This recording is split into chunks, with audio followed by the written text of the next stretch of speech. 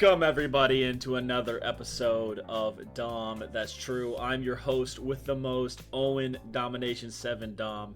And joining me is absolutely no one, because Truman's doing wedding things. So guess what? You get a nice solo dolo episode of Dahm. That's true. To celebrate 100 days away from the NFL season starting, I'm going to be giving you 100 hot takes. Most of which are going to be NFL, some of which are going to be other sports and other things that I like. But it's just going to be a solo episode today, folks. Truman is gone, so it's just me. So you're going to deal with me. First of all, shout out to our Patreon members at patreon.com/opendisaster. Shout out to Aaron, Joe, Dylan, Skylar, Ozzy, and Meltbox Kansas City. Open right now in that Iron District. I know that Truman went there the other day with Tina. I think they got a couple things. I don't know exactly. I think it was coffee and obviously ice cream, but I think they got like some wraps or something as well.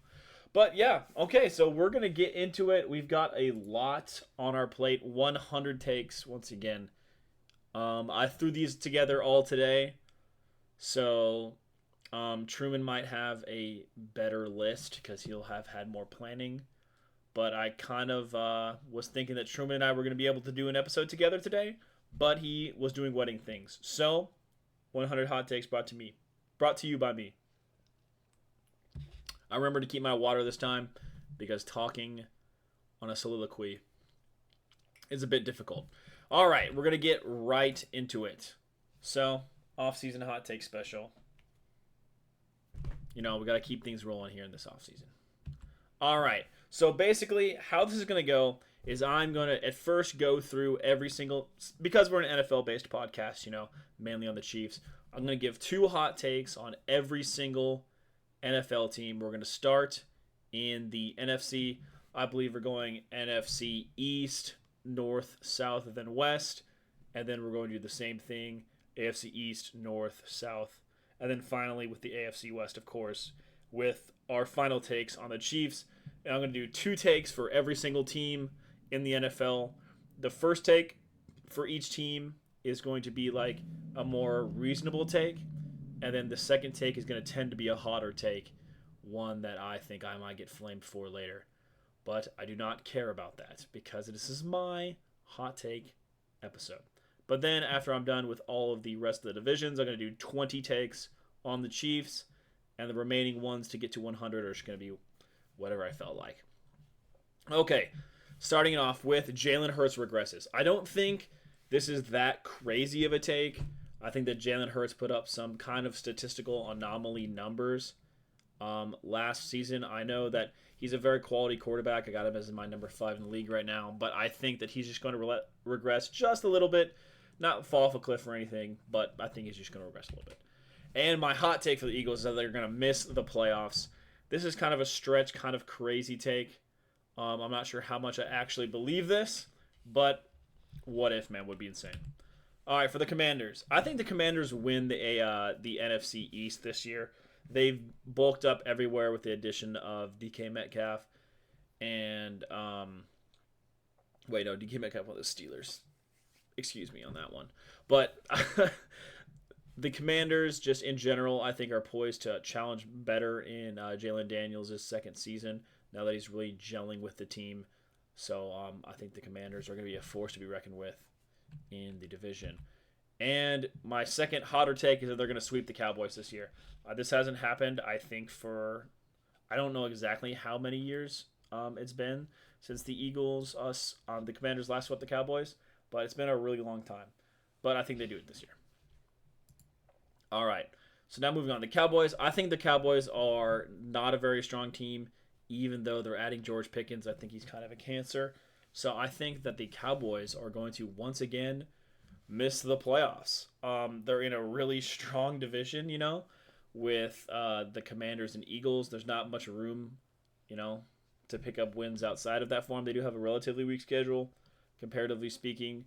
But if the Giants, you know, win a single game against them, it's kind of season over for them. And I think my hot take for the Cowboys is going to be that Pickens is going to miss games due to personal reasons. This could be, code of conduct getting suspended or sitting out or something. Once again, Pickens is kind of a locker room cancer, and I personally, for my Cowboys fan friends, am worried about how Pickens is going to do in that locker room where Jerry Jones is the end all be all of literally everything. For the Giants, I think they're once again going to lose 12 or more games.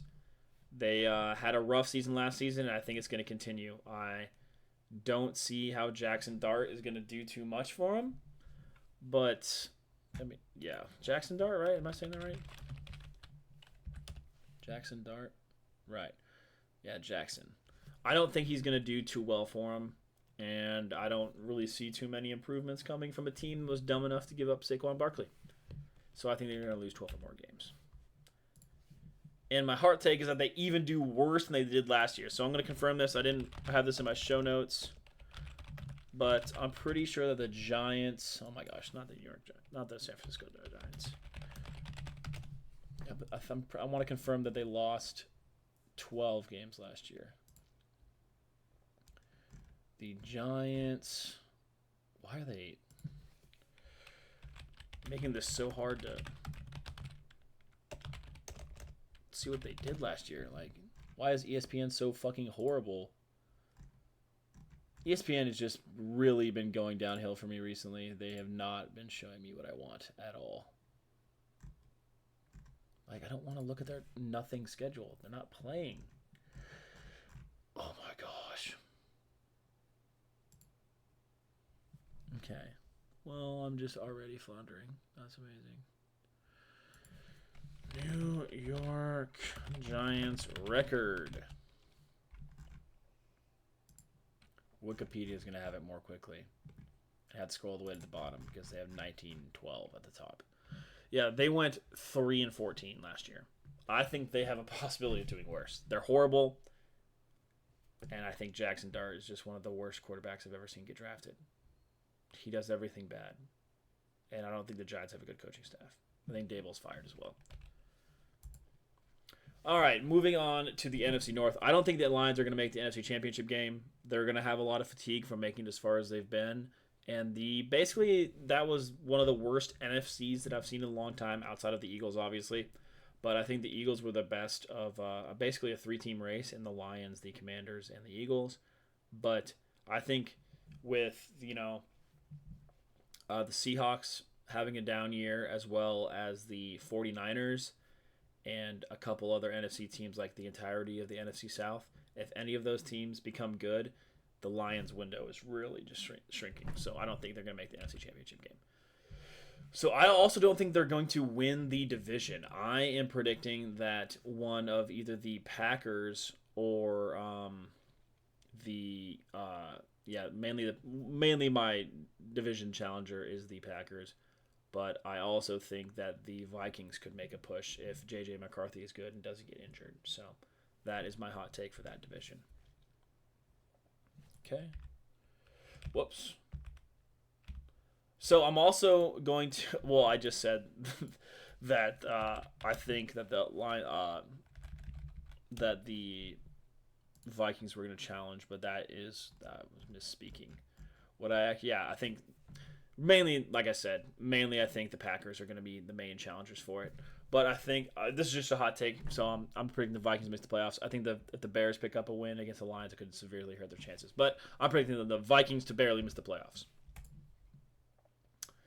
But I am picking J.J. McCarthy to shine and be viewed as a step up from Bo Nix. So Bo Nix had a pretty decent season. A lot of people I've seen, well, once again, it's TikTok ball knowledge, but I've seen a lot of people putting Bo Nix in their top 10. So I'm going to predict that J.J. McCarthy shines and is viewed as better than Bo Nix. For my Packers takes, I'm going to go Jordan Love over 4,000 yards. This is going right in my hand-in-hand with the Lions not winning the division. I think Jordan Love is going to have a better season than he had last season. I think the Bears had a pretty decent draft and bulked up in a lot of places that I wanted them to bulk up in on offense. And this is mainly some shout out to Truman for Christian Watson Glaze. But I think Jordan Love and Christian Watson are going to be a good duo next year. But I think Romeo Dubes is going to be under 600 yards. I am just not a Romeo Dubes believer, and this is probably me being fantasy brained having drafted him. But I think that the Packers are going to find production from their other sources on the offense, like Christian Watson. And I don't think Romeo Dubes is going to be taking that next step. For the Bears, Caleb Williams still under 4,000 yards. He threw for, I think, 30. Let me confirm. I think it was 3,500. I'm sure you can hear my clacky keys. Yeah, 3,541 yards. I still think he's going to be under 4,000. The Bears will still not have a 4,000-yard passer. But good news for the Bears. I think it's going to be because the Bears' running game is going to get a little bit under control with the Bears getting a better O-line. So he might not have over 4,000 yards passing, but I think the Bears team overall is going to get a little bit better. But Caleb Williams still under 4,000 yards. And I think Chicago is going to get exactly 7 wins. I think it's going to be, in the North, it's going to be Packers and Lions. I think the Vikings are going to be on the outside looking in, but I think Chicago is going to get better, but not improve too much. Yeah, so this will be a 2-win improvement. And so we'll get their coaches fired. There's actually a YouTube video I watched on this a little bit ago that talked about how the teams and GMs have like so little leash in the NFL, and these teams can improve and still get fired. And this is one of the locations that I think this might get happened. Is that Chicago's going to improve, 2 wins over last season in a tough division, but still not be good enough. Okay. Now moving on to the NFC South, I think the Bucs win this division comfortably. I think they're the most established team. I think the Saints are going to regress.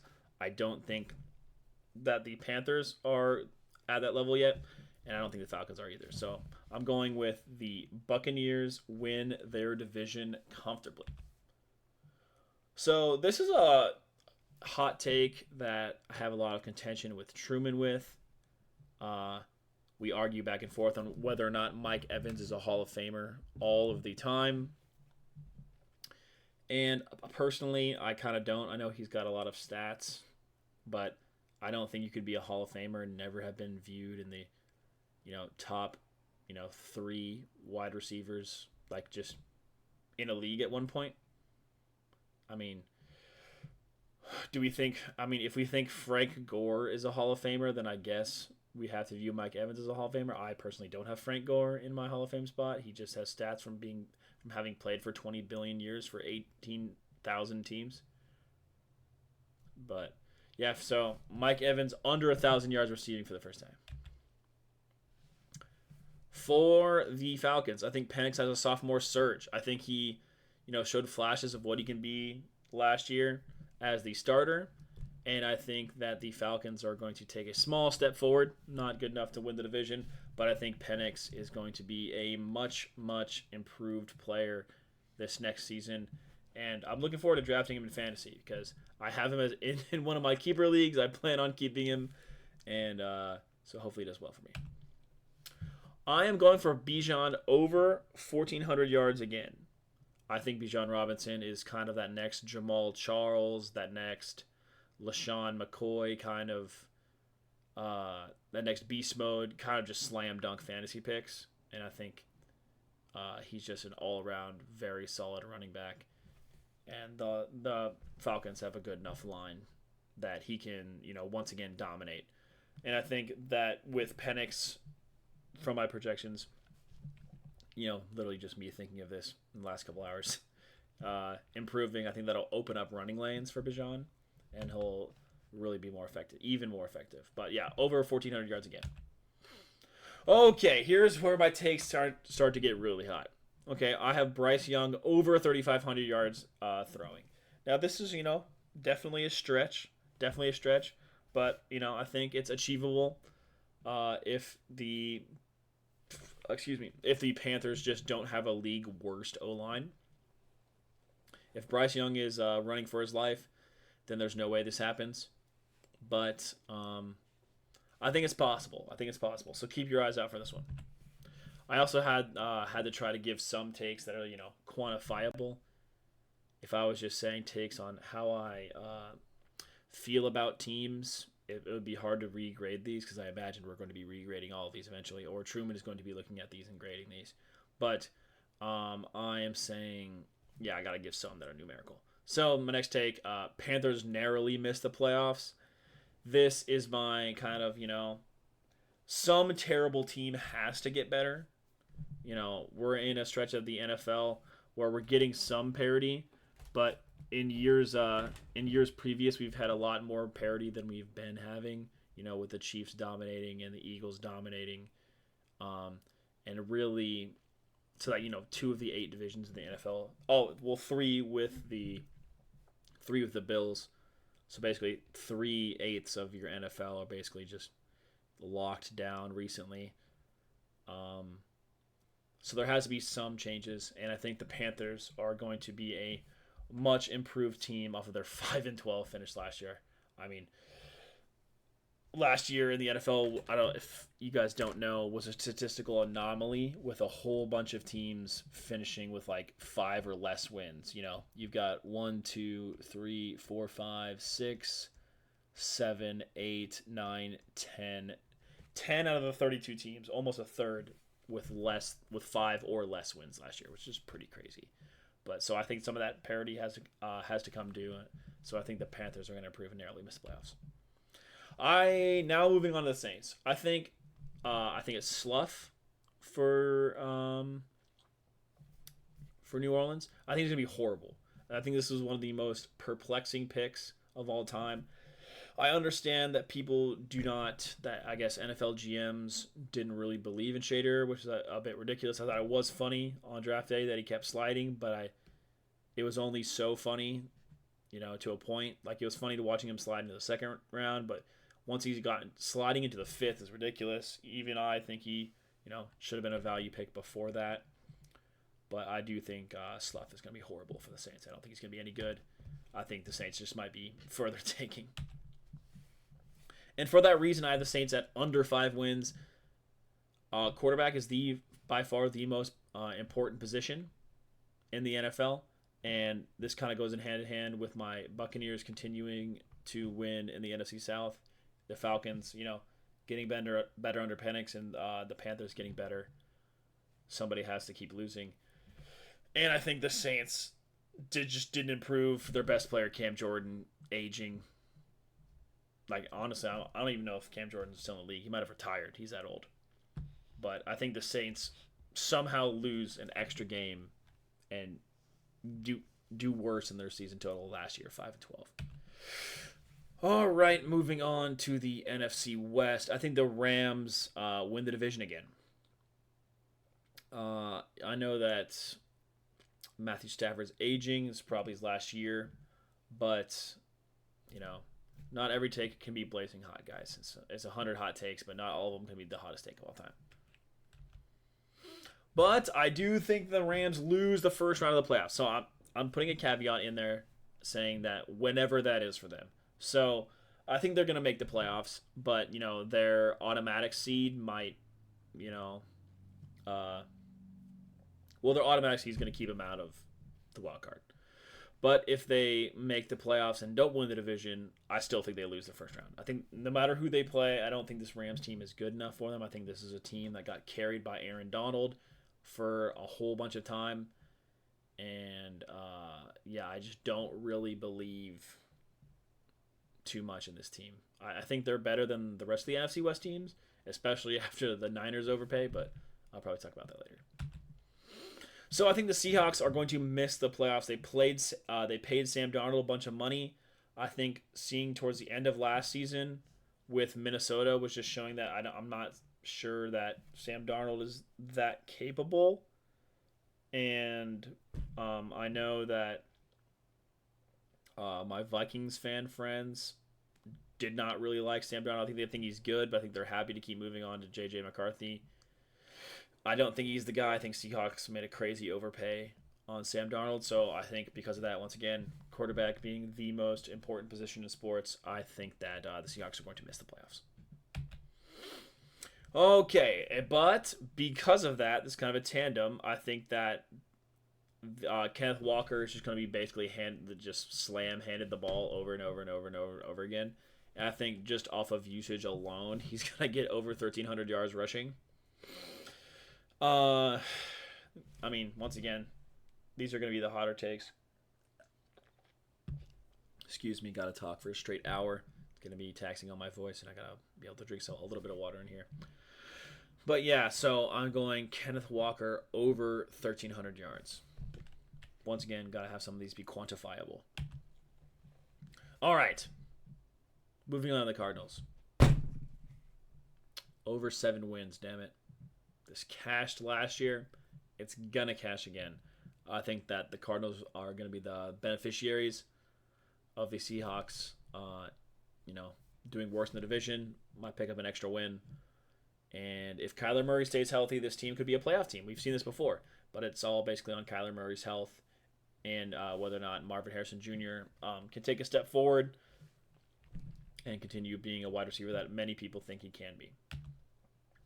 And because of that, I'm saying Marvin Harrison Jr. is going to have over 1,000 receiving. He had just under 900 last year, and I think if he's made any improvement at all, it shouldn't be too difficult to get around 10 yards more per game and get him over that hump. So Marvin Harrison Jr. over 1,000.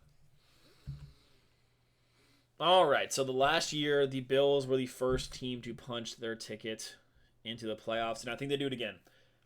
Now that we're on the AFC side, I think that the AFC East is horrible, the Jets suck, and the Patriots are horrible.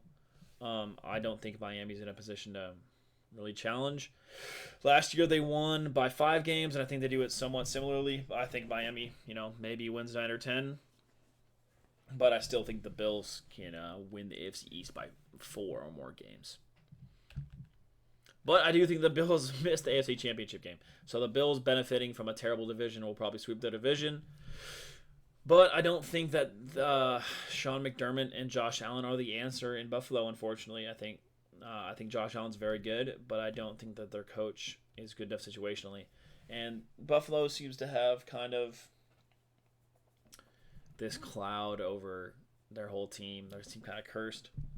So I think they missed the AFC Championship game. I think they either run into the Ravens and Mark Andrews doesn't drop the ball this time, or I think they run into the Chiefs and the normal thing happens when the Chiefs play the Bills. Sorry, Bills fans. I think Miami missed the playoffs. I think Tua's horrible. Well, I don't think he's horrible, but he's got 20 billion concussions. I think he's going to take one more hard hit. He's going to have to retire.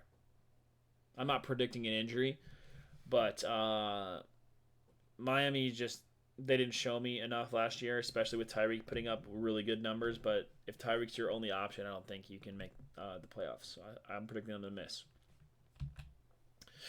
Okay, I think, hopefully I spelled this correctly. I think A-Chain is going to regress a little bit. I think he put up a lot of his numbers based off of only a couple games. I'll look up his game record. Hold on, stats. Okay, let's see here. Game logs, 2024. Okay, so let me see. His yards. Yeah, 907 rushing yards last year, and I think we see more of the same this year. And I just don't. I think he got carried statistically a lot from that Denver game 2 years ago. And I just don't think we're going to see something like that again. So, A-Chain to regress more than he did. Okay, and then moving finally, not finally, we still got the Patriots to do, but moving on to Sauce Gardner and the Jets. I think he's going to have less than one interception. And I know, listen, this isn't me hating on Sauce Gardner. Sauce Gardner is a top 3 corner in the league. But I think this is why. We've seen this with Trent McDuffie. Players who can cover guard like that Trent McDuffie type, like that, like Sauce Gardner. These guys that are just super sticky and do not give up any separation. They just don't get thrown at. So I'm saying that Sauce Gardner's not going to have a pick this year because quarterbacks just simply aren't going to throw his way. He's too good.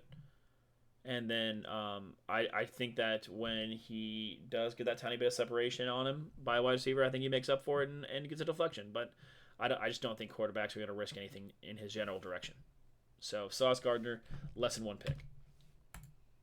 All right, I'm going with the Jets over 7 wins. I think that Aaron Rodgers is not the answer at all for him. And I think he's going to move on. And I think that whoever they have come in is going to be an improvement. Looking at their roster right now, their quarterback is slated to be probably someone just horrible. Now that I've said this. Oh, that's right. That's why I made this pick. Their quarterback right now is Justin Fields. I genuinely think that Justin Fields will be an improvement over Aaron Rodgers, which is crazy. But the Jets need that kind of. I just think they need a change of something. They've had these pocket sitting quarterbacks for a long time now. Zach Wilson, not, exactly a running quarterback. Aaron Rodgers, a statue. Joe Flacco, a statue. Even Mark Sanchez, really a statue. That's going probably too far back. But I think it's time they change something up. And I think Justin Fields being kind of a run-first quarterback might be able to help him out. And I think that might be able to get him just a simple 2-win improvement. Okay. I believe this is for the Patriots. Yes. I think Josh Dobbs starts at least 2 games. He does this. This is what he does. He goes somewhere and somebody gets hurt or gets sick or the quarterback's horrible and he ends up starting a couple games. Because of this, I think Joshua Dobbs is going to start around 2 games. So, don't flame me if it's 4. If it's 4, this can get a bad grade. But I think he starts, I guess I should have put 2+, but I think it's 2 to 3 games. Drake May over 3,500 yards passing. I know what you're thinking. Owen, you just gave this Joshua Dobbs take. Wait, was that about the Jets? Hold on. Once again, there's a whole bunch of research I did. Once again, didn't have too much time to slam all these together. Yes. Okay. Sorry. That was Joshua Dobbs is on the Patriots, I believe. Let me just confirm that. I really don't want to be wrong about that. That'd be so lame. Contract. Yeah. Okay. Cool. Yeah. So yeah, Joshua Dobbs at least 2 games, but I think Drake May takes a step forward. 3,500 yards passing. Not that crazy, but we'll see. Okay, moving on to the AFC North, the craziest division in the sport. I'm sending the Ravens to the AFC Championship game. I think that they've had one of the best rosters in the AFC for a while. They've certainly got one of the best quarterbacks in Lamar Jackson. I know. I call him Lamar B all the time. That's just more for fun than anything else. I think Lamar is a very good and accomplished quarterback in the NFL and certainly one of the top 5 quarterbacks in the game. I've got him at 3 right now, personally. But, yeah, so I'm sending the Ravens to the AFC Championship game.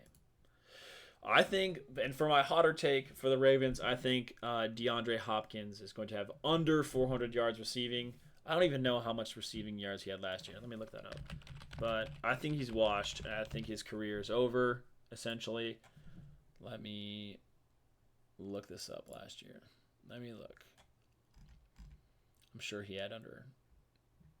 Yeah, he played for 2 teams. He had 600 yards total receiving, 400 of those for the Chiefs. I think he's going to be under that. I think his career is just done. He's washed. So D-Hop under 400 yards receiving.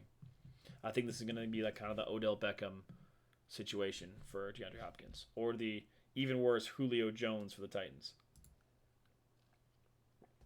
I think that the Steelers, now moving on to the Steelers, I think that the Pittsburgh Steelers are going to be the ones to sign Aaron Rodgers.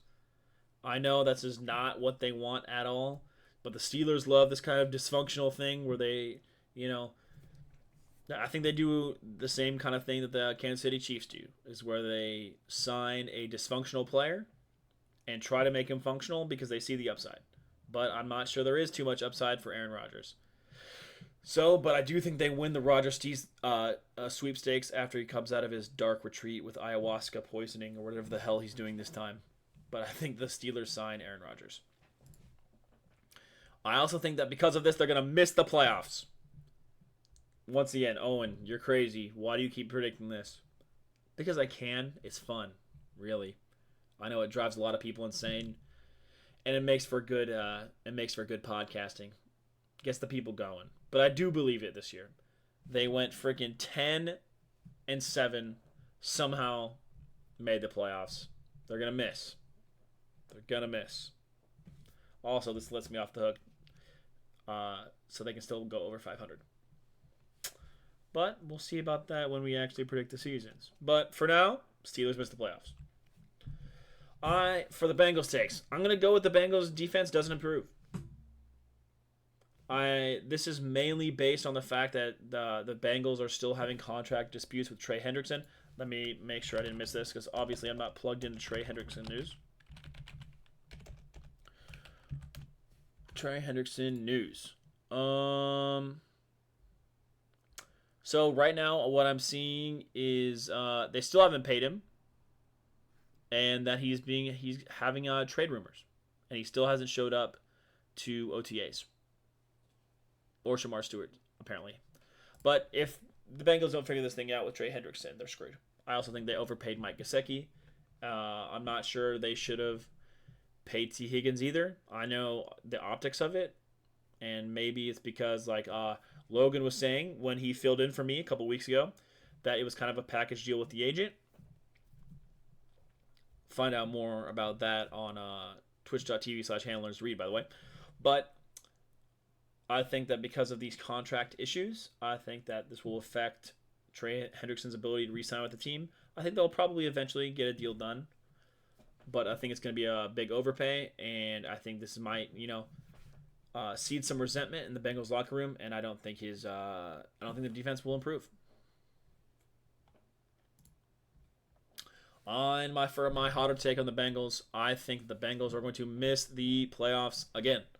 Last year they were 9-8 on the door of it. If the Broncos would have lost to the Chiefs in that final week when the Chiefs, kind of basically threw in the towel. I want to clear up some rumors real quick. This was not because the Chiefs were scared. We would have destroyed that Bengals team, who are just a horrible defense. But I think that the Bengals did not make improvements in the key locations, and I think they're going to miss the playoffs again. Also because they play an extremely difficult division, and the Ravens are, by far the dominant team in the AFC North, and the Bengals just, when you play in a division with a team that's as good as the Ravens are, that means you have to win every single, in-division game. You basically have to win every single in-division game that's not the top team. You could split with them you should split with them if you want to make the playoffs. But I think the Bengals, keep losing these weird games to the Steelers, keep losing these weird games to the Browns. And if they're going to continue to do that, I think they will continue to miss the playoffs. But one team that I still think is horrible is the Browns. With what? They drafted 3 quarterbacks. I know they at least drafted Dylan Gabriel and Shader Sanders, but holy cow, they're terrible. I'm picking them under 5 wins. They're just, oh my gosh, there's something in my nose. Sorry for those of you on YouTube. I'm just sitting here scratching my nose for 3 minutes. Okay.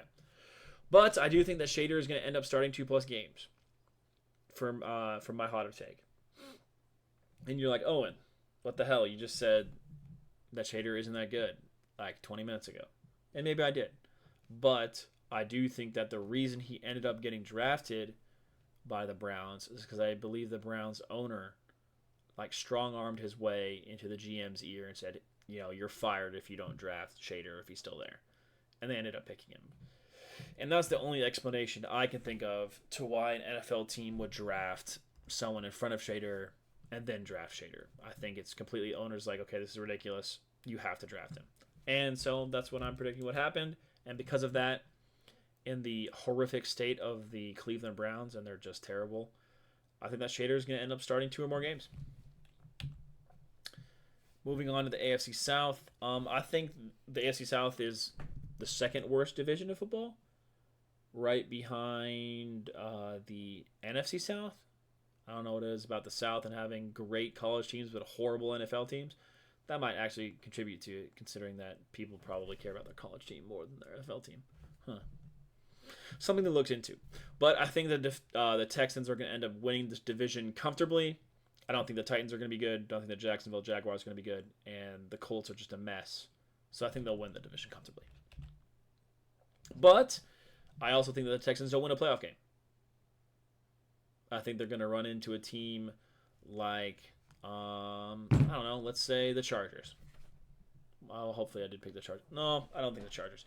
Maybe they run into a team like Buffalo, or they run into a team like even Cincinnati. But I don't think they're going to win a playoff game. I think they end up losing their first matchup. Okay.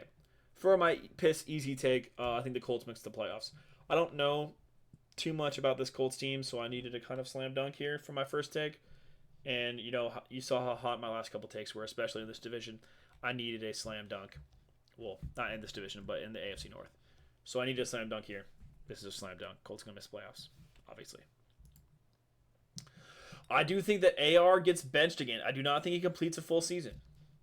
I might end up editing this later to be a hotter take, but I can't really do that right now. But I do think that he's going to end up getting benched for one of the other Muppets on the team. There's just no way he completes a season as a starter. He gave up on the team, citing personal reasons, and in NFL locker rooms, they don't take that lightly.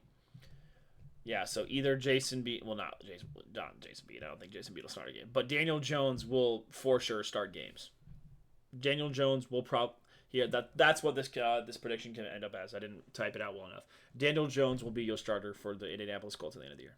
Even though I think Daniel Jones is just a bottom 10 quarterback, I think that the Colts have a bottom 5 quarterback room with Jason Bean, Daniel Jones, Riley Leonard, and Anthony Richardson.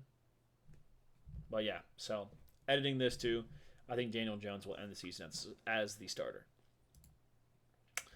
Okay, moving on to the Jacksonville Jaguars. I think that they are going to have over 8 wins this year. I think they had a lot of misfortune in the season to only win 4 games. And this is like basically, it's kind of becoming a prove it year, even though they just paid, oh my gosh, what am I forgetting his name? I am so blanking on the quarterback for the Trevor Lawrence. Oh my goodness, just could not name that for a second. But I think that Trevor Lawrence has to do it. He has to perform this year. But I also think that a large portion of the Jaguars' failure last year was due to injuries, and I don't think they're going to be as bad as they were last year. So, Jags over 8 wins. But I think that because they're only going to get 8, 9, 10 wins next year, that this is where the Trevor Lawrence doubt is going to start setting in for Jacksonville. I think that with that big contract extension, this could be viewed as kind of a Daniel Jones situation, where people and the fan base start to turn on Trevor Lawrence for not getting it done, and especially in a horrible division. They had this horrible division for so long and couldn't take control of it, and now here comes this upstart Texans team that's going to start dominating the division. So I think that Jacksonville fans are going to begin turning on Trevor Lawrence if he can't get it done. And now coming to the Titans, the worst team in the league, in my opinion. Only poverty teams announced their picks before the draft. The fact that they announced that they were picking Cam Ward way before the draft is pathetic. I don't care if they knew that he was on the top of their draft board. That's something that terrible organizations do, and I think the Titans are one of the worst. So I'm picking them for under 6 wins. And here's my Cam Ward numerical take for later grading. I think that because the Titans are so poorly run, their O-line is not going to be good enough. I don't think this year, there's going to be much improvement, and I don't think their wide receiver room is any good. Let's see if I know a single one of their wide receiver names. Surely I do, but let's find out. Yes, with their wide receiver room of the... Oh, well, that's right. I forgot that they got Tyler Lockett in the offseason. But they've also got Tyler Boyd, Traylon Burks, probably their best wide receiver, Van Jefferson, Old, Mason Kinsey, who, Stanley Morgan, who, Bryce Oliver, who. I guess they have that old Cleveland wide receiver, James Prochet, and Xavier Restrepo, as well as, well, Calvin Ridley's a notable name. But if, yeah, so what? Their best players are Tyler Boyd, Traylon Burks, Tyler Lockett, and Calvin Ridley. These are all guys that were second wide receivers or viewed as good, but we know what happens when good players go to Tennessee that aren't Derrick Henry. They're not good. So I'm picking Cam Ward under 2750 passing yards. I think their O-line is going to be that bad. Okay, moving on to the AFC West. So I'm going to start with the Raiders, and we're going to end with the Chiefs. So, first of all, Raiders over 7 wins. If you're sensing a theme, yes. I am picking some of these bottom feeder teams to improve slightly and still be bad. I don't think that we're going to have a season like we saw this last season, probably ever again, where we have this many teams that have 5 or less wins. And I also think that Ashton Genty, is going to be a good enough NFL player to help the Raiders get some additional wins over teams. And I also think that Geno is just a far better quarterback than AOC. So Raiders over 7. And because of the Raiders having a slight improvement, I'm picking Ashton Genty to have over 1,000 yards rushing. I think that Geno is still a bad enough quarterback that the Raiders are just going to, similar to what I said about the Seahawks, are going to just feed Genty the ball and just keep doing it until he gets over 1,000 yards. I think they're I think they're just going to force feed him, even when they're losing. So yeah, Genty over 1,000 yards. For the Chargers, I think they're going to miss the playoffs again. I say again, knowing obviously they made the playoffs last year, but they got boat raced. It was embarrassing. And I am thinking that the Harbaugh experiment is coming to an end here soon if the Broncos take any kind of step forward at all. It's not common that 3 teams from a single division make a playoff, and with the Chiefs, Chargers, and Broncos all making it, odds are one of those teams is going to miss this year, and I'm choosing the Chargers to do that. This one, it was just kind of a goofy take. It's not really measurable. Well, it kind of is. It either happens or it doesn't. But I think at some point, some media outlet is going to say that Justin Herbert is going to be a future MVP, at some point.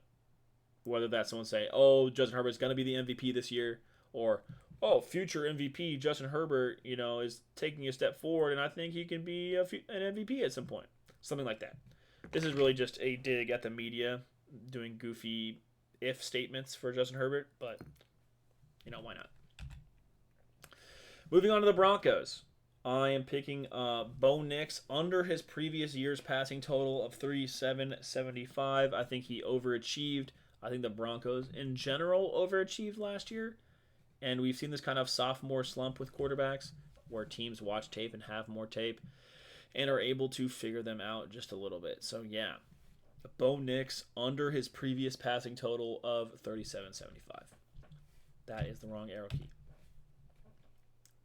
And for, once again, more of a fun take, I'm going Courtland Sutton to finally not be drafted by Truman this year in fantasy football.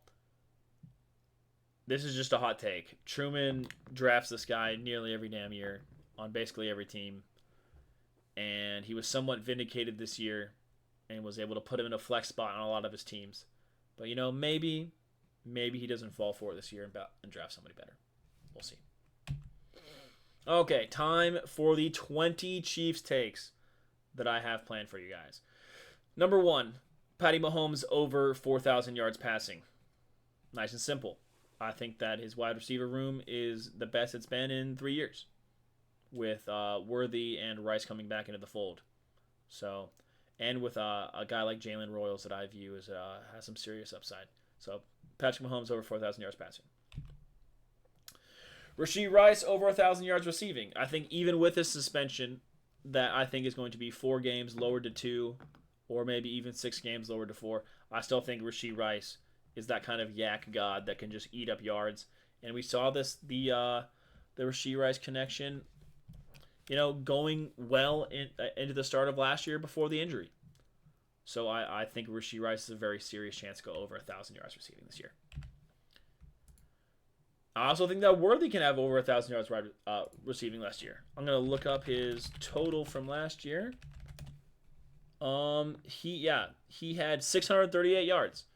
So this is all with the rookie woes of learning the playbook, learning how to work with Patrick Mahomes, and getting better as a wide receiver. We saw several times he was on target for a deep ball and just kind of drifted himself out of bounds instead of making the catch in bounds. But with these with the O-line shored up for Patrick Mahomes and Rashee being back in the fold, I think he can be a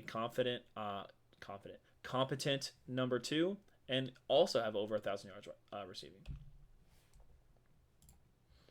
I also think that Gardner Minshew is going to start about 1, maybe more, probably not more. About 1 game as a quarterback. This is basically just me saying that I think the Chiefs are going to have the division and their playoff spot locked up, and they're not going to need to play their final game of the season, so they'll start Minshew.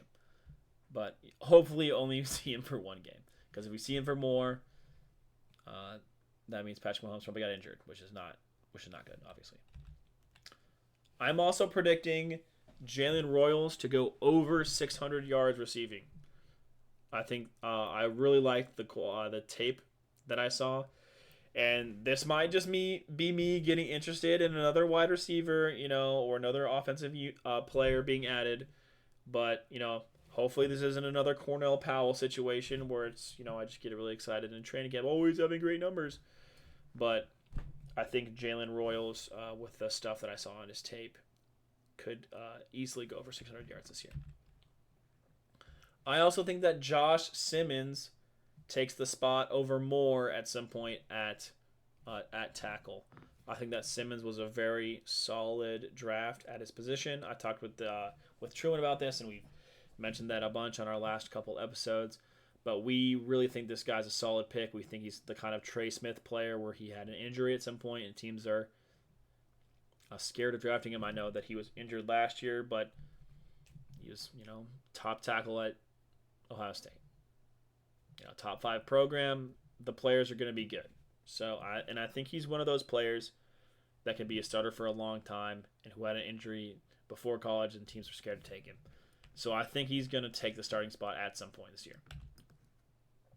And these Chiefs takes are going to be progressively hotter as I go down these lists. But my next take, Trent McDuffie over 3 interceptions. I said earlier that Sauce Gardner was going to have under 1 for similar reasons why Trent McDuffie doesn't have very many. But I also think that Trent McDuffie has had a couple balls that he was in the vicinity for interceptions or dropped an interception. And it was just getting laughable at some point. But so for this year, Trent McDuffie over 3 or more. I also think that Justin Ross is not going to put it together. Guys, I think the experiment's over. I know he was great at Clemson, but I think it's time to put down the copium. We don't need to smoke anymore. I don't think Justin Ross is going to put it together. I'm sorry. Chris Jones, 10-plus sacks. Only 5 sacks last year due to a whole bunch of double teams and not a lot of defensive pressure from much else besides George Karlaftis. But I think Chris Jones is going to be back to his monster ways this year. Chris Jones over 10 sacks. Another take, I think the Chiefs are going to be back in the Super Bowl this year. I think that these last 2 years have been some fairly weak Chiefs teams, and they kind of just slept walking to the Super Bowl. I think that the NFL overall has improved in the playoff team aspect. I think actually a lot of the lower end teams have dropped off way worse than I wanted them to. But I think that the Chiefs are going to be back in the Super Bowl. I think that they're the best team in the AFC. I think they made the obvious choices for draft picks that we wanted them to draft, and I think they're going to pay off. So I'm picking the Chiefs to go back to the Super Bowl. I am also picking the Chiefs to win the Super Bowl this year again. Um, I think Patrick Mahomes is that guy really. I think the Andy Reid Patrick Mahomes connection is fantastic, and with a strong O line and two very talented wide receivers, maybe three, and two very good tight ends in Travis Kelsey. Well, I said very good. One great tight end in Travis Kelsey, one serviceable tight end in Noah Gray, and then with better supplementation from Worthy, Rice, and Royals, I think this Chiefs team could be very good. And Juju's back as well. So we've got a much higher floor for the Chiefs wide receiver group, and I think that's going to show next year when the Chiefs go back and win the Super Bowl. Here's my copium take for us Chiefs fans, and especially for us K-State fans. I'm picking Felix to put it together and earn a second contract with the team. Probably copium. He's probably going to end up being one of the worst first-round draft picks that the Chiefs had in a while. But I think he puts it together this year, I hope. And I'm going to put my pipe down over here now. So, rooting for your FAU. Hope you get it together, but we'll have to wait and see. My next take is Karlaftis is also going to have a 10-plus sack season. I think that Karlaftis and Chris Jones... Karlaftis has really been eating recently off of Chris Jones' pressure. That's really what happened last year, where a lot of Karlaftis' sack production came from. But if Chris Jones is a wrecking ball, the Chiefs need somebody to be there to get that residual sack, and I think Karlaftis can be that guy again. So I'm picking Karlaftis over 10. I am also picking the Chiefs to once again have 14 or more wins. The Chiefs had, it's very well known, like 8 regular season games that were one-score wins. I think that was mainly due to the Chiefs having a terrible O-line outside of their guard play, which was very good. But, I think the Chiefs can have a improved O-line this year, and they can win 14 again. I am also picking Kelsey to get back on the horse with 1,000 yards. A lot of people are talking about how Taylor Swift has been getting him eating right, and he's lost like 15 pounds or something. I don't know how true that is, on whether or not Taylor Swift has anything to do with Travis Kelsey's diet. Maybe he just wanted to get slim again. Maybe he's been working out more. I don't know. I don't pretend to follow Travis Kelsey that personally. But I do think that Travis Kelsey can get over 1,000 yards again. For my last Swiftie take, I do think that Kelsey and Taylor Swift will get engaged this year. They've been dating for a while. Travis Kelsey's 32? How old is Travis Kelsey? Shelby is mouthing something to me. 35. She was right, of course. Kelsey's 35. Taylor's 32? Taylor's also 35, according to my Taylor Swift insider. But, that's engagement age, fellas. So, it's on the prediction board. Count it. I think Kareem Hunt is going to have 800-plus scrimmage yards this year. I know he's an older running back, but he had around 1,000 scrimmage yards last year. And even with a healthier Pacheco, I think that Kareem Hunt is a very valuable receiving back out of the backfield. Even with the Chiefs drafting that kid from Tulsa, I think that Kareem can still hold on to his third and long, second, his RB2 spot, the Jerick McKinnon role. I think that Kareem can have a bunch of carries like he did last year, especially if Pacheco falters at all. They're going to be quick to go to Kareem, and I think he can get over 800 yards from scrimmage.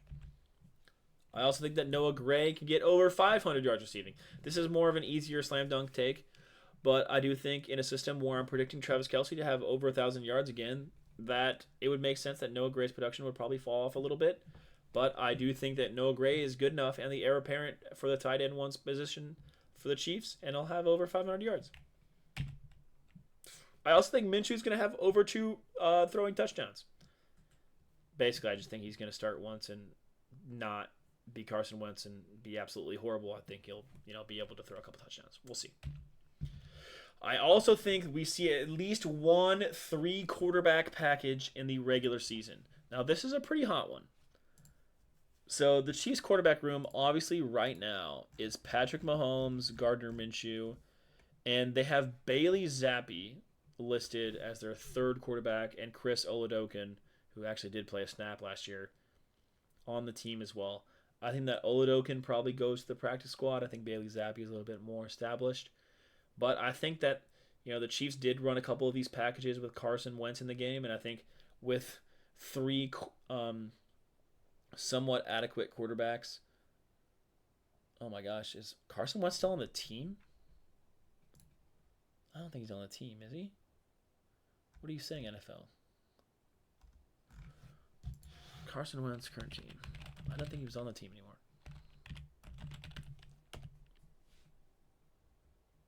Carson Wentz contract. Is he still on the freaking team? Yeah, it was just a 1-year contract. So, yeah, okay. So he's not going to be on the team anymore. Okay. Freaking NFL.com. Yeah.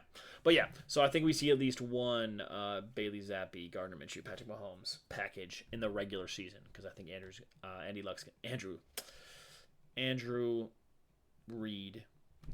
Reid's going to get creative. Okay. All right. So that was my last Chiefs take. As you can tell, it's pretty freaking spicy. At least 3 quarterback package. And now I'm going to get into my rest of my 20-ish takes for the rest of the show.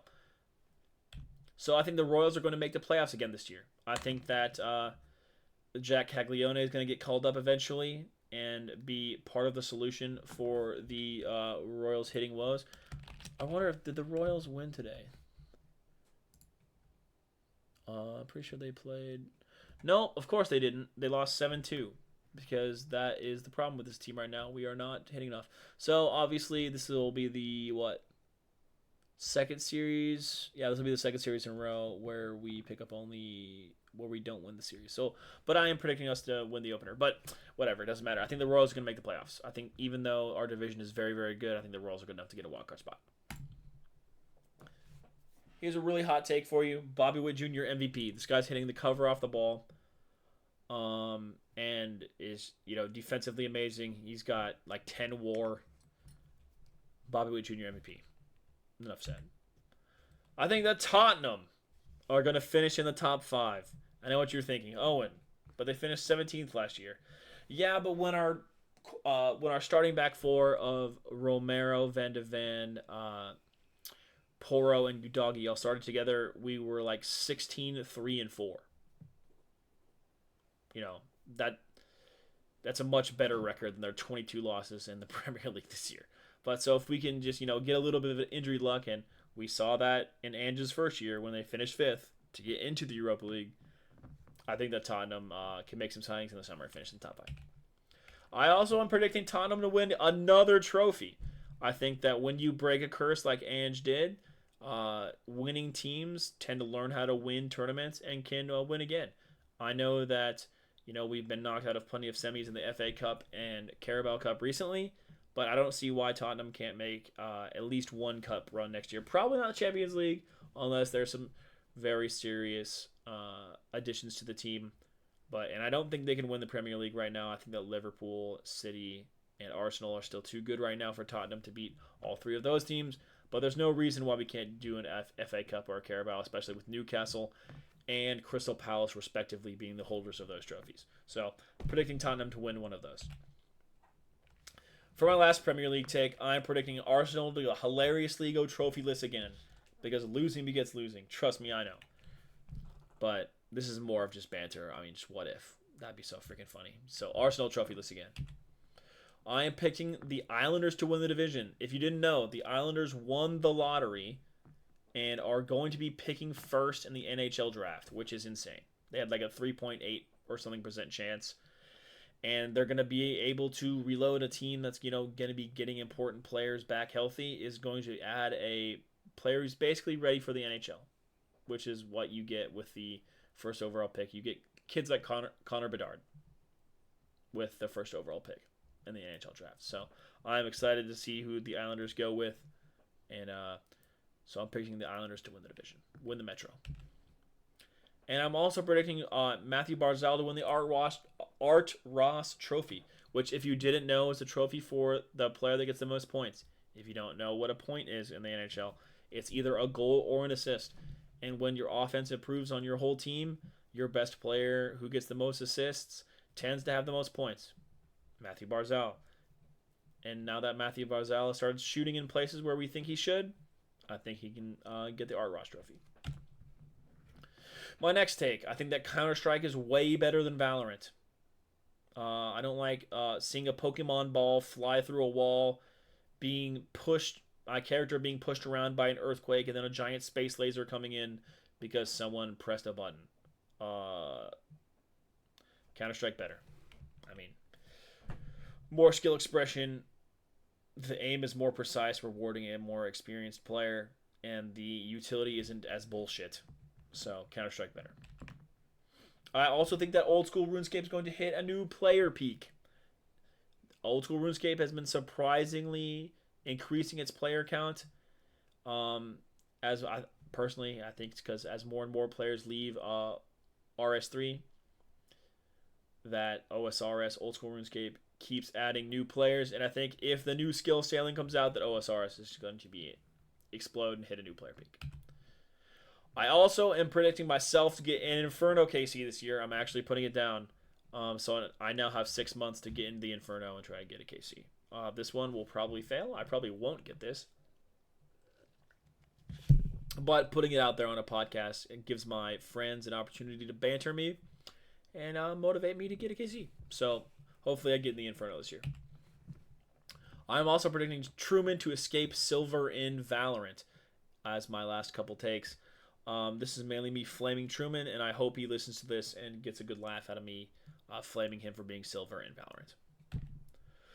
I'm also saying that Modern Warfare 2 is the best COD. This isn't exactly a take that we can regrade, but I mean, I guess we can when Truman looks at these himself.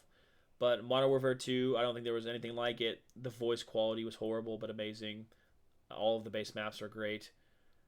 I think Overpass is actually underrated, even if we all voted to skip. But that's another reason why Modern Warfare 2 was such a great Call of Duty, because of the vote skip system on the maps. Very fun. Arcane, the TV show, is goated, is another one of my takes. If you haven't seen Arcane, please go watch it. Don't be like Truman and wait 4 years and pretend it's because you wanted to wait for the second season to come out. Shut up. But yeah. Go watch Arcane if you haven't yet, if you've been living under a rock somehow. I think that K-State makes the college football playoff. How do they do this, Owen? Through the top 4? No, silly. They're going to win the Big 12. Okay? But it looks way more fun if I say that K-State makes the college football playoff. So yeah, I think K-State's going to make the college football playoff. I also think that the K-State men's basketball team is going to make March Madness. They were not a very good team last year. And did they even make the tournament? I don't think they did. I was very not plugged in to the K-State basketball team last year. March Madness. This is a pretty embarrassing take from a K-State fan. Yeah, no, they did not make March Madness. We needed a lot better Big 12 tournament showing to make it. Yeah, we got freaking 10th. That's why I don't remember, because we were horrible. But yeah, I think they made a couple. They added that one assistant coach with a woo, the old guy from that one basketball meme where the dude moves out of the way and it's the older guy just like yelling at the top of his lungs. K-State added that assistant coach. We'll see if that makes a difference. We also added PJ Haggerty and that really big guy with the crazy handles from Bowling Green. You might have seen his highlight reel. K-State also added him, so hopefully he plays. And hopefully these additions continue to prove that Tang knows at least a little bit what he's doing in the transfer market. So, transfer market. So yeah, I'm predicting K-State basketball to make March Madness this year. And another take, kind of out there. I think bacon is low-key bad. I'm just not a huge bacon fan, guys. There's so many better forms. I think of even pork. I think a hot dog's better. I think tenderloin's better. But, I love bacon bits, don't get me wrong, but bacon on sandwiches is great. But when morning bacon, give me a sausage. Give me a sausage link. Give me a sausage patty all over bacon. think bacon's low-key bad. Another extremely hot take as we get towards the end of this. I think burgers are better than steak. I'll say it like Truman for you, just so you get to your head. Burger. I think that you can find a good burger a lot more easily than you can find a good steak. I think steak's great. I think it's really easy to mess up a steak. And I don't think it's as hard to mess up a burger. And you can dress up a burger a lot better than you can dress up a steak. So give me burgers over steak. I've always kind of thought that. I also think that saying "way" is the best British slang. Scran is also up there for my British friends. Scran's pretty good. Rev up the Bugatti. Way. Too much fun to say. I say it all the time. So, way. Best of British slang. Clear Vision. If you haven't played it on addictinggames.com, is the best Flash game ever made. I'll hear your like Max bike, okay? I'll hear Kitten Cannon. Also a great Flash game. Storm the House. Great Flash game. Bubble Tanks. Spore. All great Flash games. But I think the Clear Vision series is some of the best, most nostalgic Flash games for me. So I think that's the best Flash game ever made. And for my last take, I think that I'm going to tweet Wara Trophy over 100 times in 2025.